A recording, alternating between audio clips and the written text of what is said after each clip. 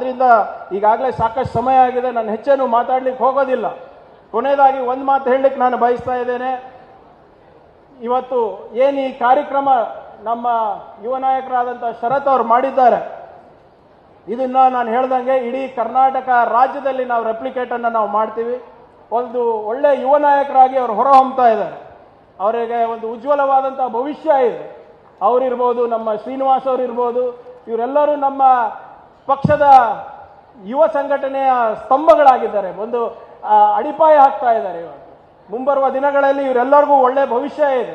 ಬಹುಶಃ ನಿಮಗೆ ಎಷ್ಟು ಜನಕ್ಕೆ ಗೊತ್ತಿದೆಯೋ ಇಲ್ಲೋ, ನಿಮ್ಗೆ ಗೊತ್ತಿತ್ತಾ ನಿಮ್ಮ ಶಾಸಕರು ಮೊನ್ನೆ ಅಮೆರಿಕಾಗೆ ಹೋಗಿದ್ರು, ಗೊತ್ತಿತ್ತಾ ಇಲ್ಲ? ಗೊತ್ತಿದೆಯಾ? ಏನು ಮಾಡ್ಕೊಂಡು ಬಂದಿದ್ದಾರೆ ಗೊತ್ತಾ? ಇವತ್ತು ಅವರ ಒಂದು ಶ್ರಮದಿಂದ ಕರ್ನಾಟಕಕ್ಕೆ 7,500 ಕೋಟಿ ರೂಪಾಯಿ ಬಂಡವಾಳ ಇವತ್ತು ಕರ್ನಾಟಕಕ್ಕೆ ಬಂದಿದೆ ಇವತ್ತು. ಆಮೇಲೆ ಇದರಿಂದ ಏನಿಲ್ಲ ಅಂದ್ರೂ ಸುಮಾರು 5-6 ಸಾವಿರ ಯುವಕರಿಗೆ ಉದ್ಯೋಗ ಸೃಷ್ಟಿಯಾಗುತ್ತೆ. ಇಂಥ ಒಂದು ಒಳ್ಳೆ ನಾಯಕರನ್ನ ತಾವು ಬೆಳೆಸ್ಬೇಕು ಅಂತ ನಾನು ಹೇಳ್ತಾ ಇದ್ದೀನಿ. ಯಾಕಂದ್ರೆ ಬಹಳ ಹುಷಾರಿದ್ದಾರೆ. ತಾವು ನೋಡಿರ್ಬೋದು, ನಮಗೆಷ್ಟು ಹೊಗಳಿದ್ರು, ನಮಗೆಲ್ಲ ಗಗನಕ್ಕೆ ಹೋಗಿ ಮುಟ್ಟಿಸಿದ್ರು. ಮೆಟ್ರೋ ಕೇಳಿದ್ರು, ಸಾಹೇಬರು DCM ಸಾಹೇಬರು ತಲೆ ಎಲ್ಲ ಆಡಿದ್ರೆ ಅಂದ್ರೆ ಆಗುತ್ತೆ ಅಂತ ಅರ್ಥ. ಎತ್ತಿನ ಹೊಳೆ ಕುಡಿಯೋ ನೀರಿನ ಪ್ರಾಜೆಕ್ಟ್ ಕೇಳಿದ್ರು.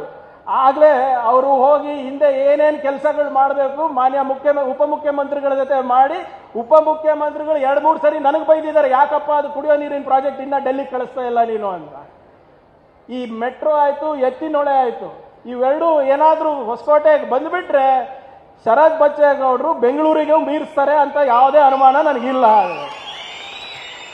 ಅದಕ್ಕೆ ಇವರು ಇಷ್ಟು ದೊಡ್ಡ ಯೋಜನೆಗಳನ್ನ ಕೇಳಿಬಿಟ್ಟು ಒಂದು ತಾಲೂಕ್ ಪಂಚಾಯತ್ ಆಫೀಸ್ ಕೇಳಿದಾಗ ನಾವು ಕೊಟ್ಟಿಲ್ಲ ಅಂದ್ರೆ ಮತ್ತೆ ನಿಮ್ಮ ಹತ್ರ ಬಯಸ್ಕೋಬೇಕಾಗತ್ತೆ.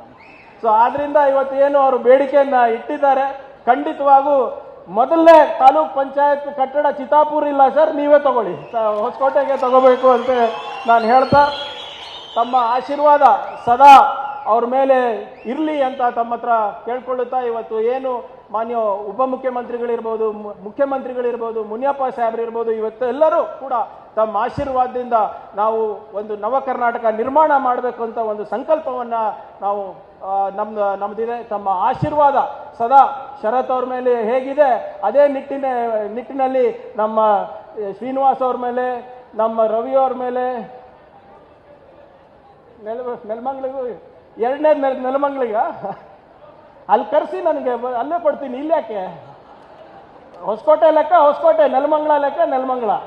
ನೀವು ಕರೆಸಿ ಹಿಂಗೆ ಫಂಕ್ಷನ್ ಮಾಡಿ ಮಾಡಿಸ್ತೀನಂತೆ, ಅದನ್ನು ಮಾಡಿಸೋಣ ಅಂತ. ಯಾಕಂದ್ರೆ ಈಗ ಶ್ರೀನಿವಾಸ್ ಅವರಿಗೆ ಇನ್ನ ದೆವ್ವ ಬಿಡಿಸ್ಬೋದು, ಶ್ರೀನಿವಾಸ್ ಅವ್ರಿಗೆ ಕೆಲಸದಿಂದ ಬಿಡಿಸೋಕ್ಕಾಗಲ್ಲ.